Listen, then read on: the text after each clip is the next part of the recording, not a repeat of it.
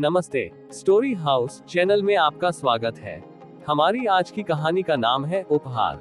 विमला खाना परोस रही थी। कमल बैठा पत्र लिख रहा था। वह सोचता था कि जब इसे समाप्त कर लूंगा तब उठूंगा। देर ही क्या है, कुछ भी तो और अधिक नहीं लिखना है।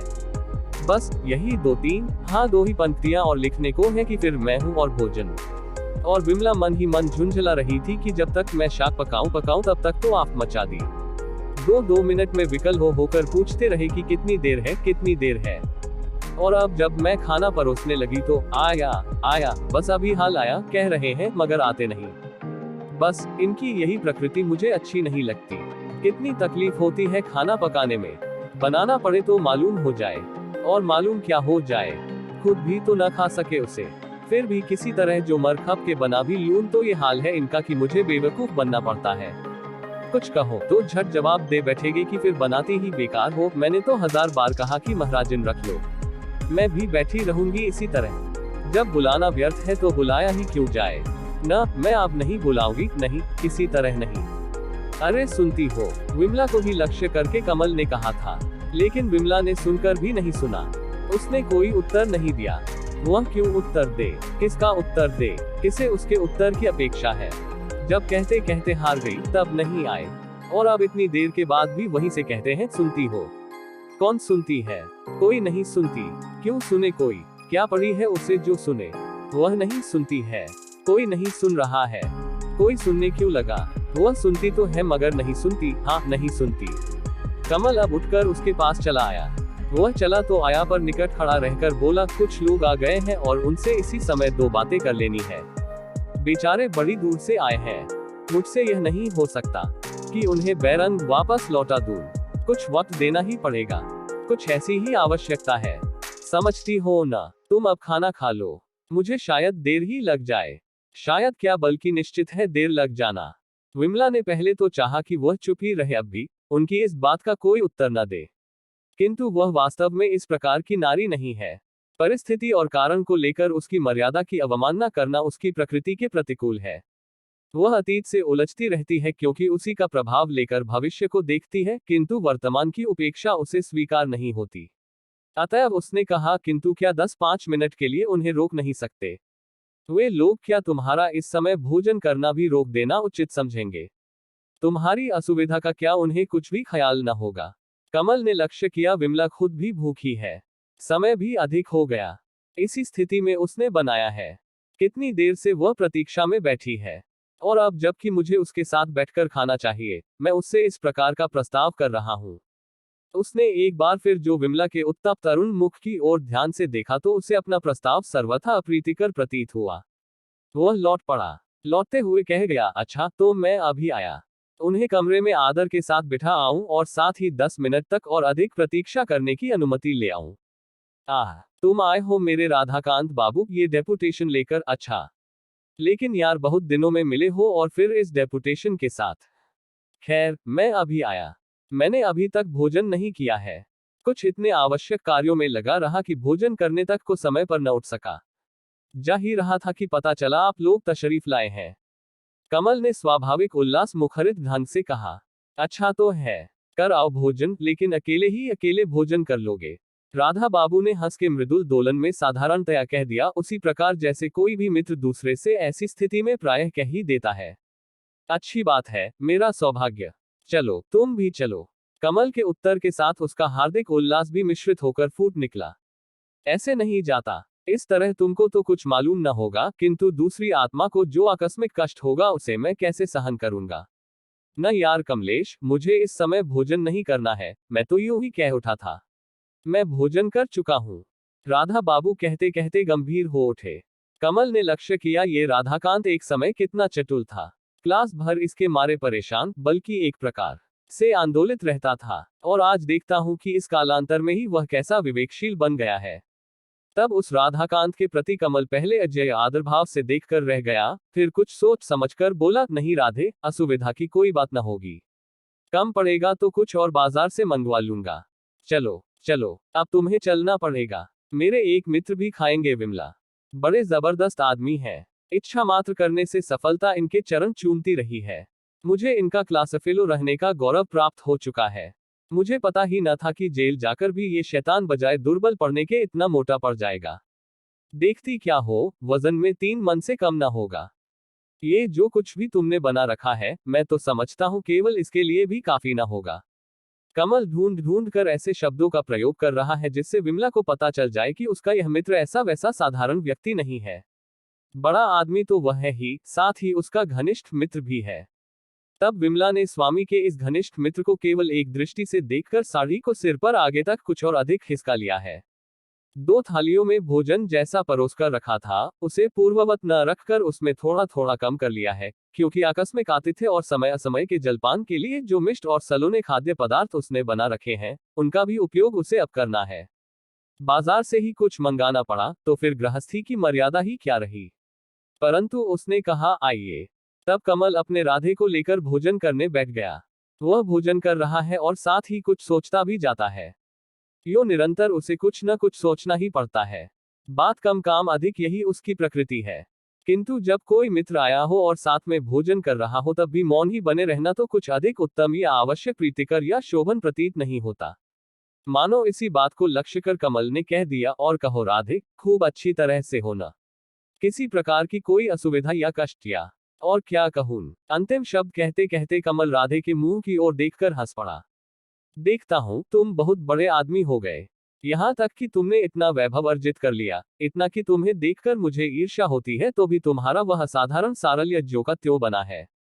राधे भोजन करते हुए अपनी ये बातें इतने मंद क्रम से करता जाता है कि न तो उसकी आहार गति प्रतिहत होने पाती है, न वार्ता विनोद में ही किसी प्रकार की अरोग गति का संयोग हो पाता है। साथ ही साथ वह कभी कभी विमला पर भी एक दृष्टि डाल देता है। तो तुम्हारा ख्याल यह है कि काल गति से हमारी प्रकृति भी बदल जाती है। लेकिन भाई राधे, मैं ऐसा नहीं मानता। जीवन के प्रकृत अवधान हमारी गति बदल सकते हैं, हमारे आचार व्यवहार की रूपरेखा को भी उलट पुलट डालते हैं। मैं यह मानता हूँ। किंतु किंतु हमारी नैसर्गिक प्रकृति पर उनका अनुशासन कभी चल नहीं सकता, क्षणिक परिवर्तन करने में भले ही वे यदा कदा सफल होते रहें। राधे कमल की इस बात को सुनकर मुस्कुराने लगा, और कमल ने उसके इस हास को यथार्थता को लक्ष्य करके कहा, जान पड़ता है मेरे साथ तुम्हारा मतभेद पूर्ववत बना है। विमला दोनों को बातें करते छोड़कर भंडार में चली गई थी। लौटकर उसने दो दो कटोरियों में मिष्टान और नमकीन पदार्थ दोनों थालियों के निकट रख दिए। तब उसी समय एक कटोरी से कुछ खुरमे एक साथ उठाकर मुंह में डालने के पूर्व राधे बोला, तुम्हारे गार्हस्थ्य जीवन के इस सफल स्वरूप के लिए मैं तुम्हें बधाई देता हूं कमलेश। कमल हंसने लगा, बोला, अच्छा अच्छा, ये बात है, धन्यवाद। फिर विमला की ओर उत्फुल्ल लोचनों से देखकर कहने लगा, सुनती हो विमला, राधे तुम्हें बधाई दे रहा है। विमला चाहती तो उत्तर में कुछ कह सकती थी, किंतु वह कुछ कह न सकी। हाँ, विकल्प में थोड़ी मुड़कर कढ़ाई में रखे हुए शाक को एक कटोरे में संभाल कर रखने में व्यस्त अवश्य हो गई। तब राधे ने उस समय न विमला को ही कुछ कहने का अवसर दिया, न कमलेश को। अब वह उसकी उस बात पर आ गया जिस पर उसे मतभेद था। वह बोला, हाँ, तुम्हारी उस बात को तो मैं भूल ही गया था, प्रकृति परिवर्तन के संबंध में जो तुमने अभी कही थी। हाँ हाँ, कहो कहो, मैं जानना चाहता हूं इस विषय में तुमने क्या अनुभव किया है, तुम्हारे विचार क्या है। कमल ने कहा ही था कि राधे बोल उठा, असल बात यह है कमलेश भाई की मनुष्य की प्रकृति ही को पहले जरा समझ लेने की जरूरत है। क्या उसकी प्रकृति है और क्या अप्रकृति, वास्तव में इसी को समझ लेना आवश्यक है। लोग प्रायः कहा करते हैं फला आदमी तो बिल्कुल ही बदल गया। लोग उसकी रूपरेखा, उसके आकार प्रकार को देखकर ही प्रायः इस तरह की बातें कह डालते हैं। पर परिस्थितियों के चक्र में घूमने और छिन्न भिन्न होते हुए उसके क्षण क्षण के जीवन को देखकर वे यह नहीं सोचते कि प्रकाश सदा प्रकाश ही रहता है। ये बात दूसरी है कि कोई प्रकाश दिन का हो, कोई निशा का। अब यहाँ प्रश्न यह है कि दिन का प्रकाश तो प्रकाश है और उसे संसार स्वीकार करता है, किंतु जो प्रकाश रजनी के अंतर से फटा हुआ है वह अंधकार क्यों है।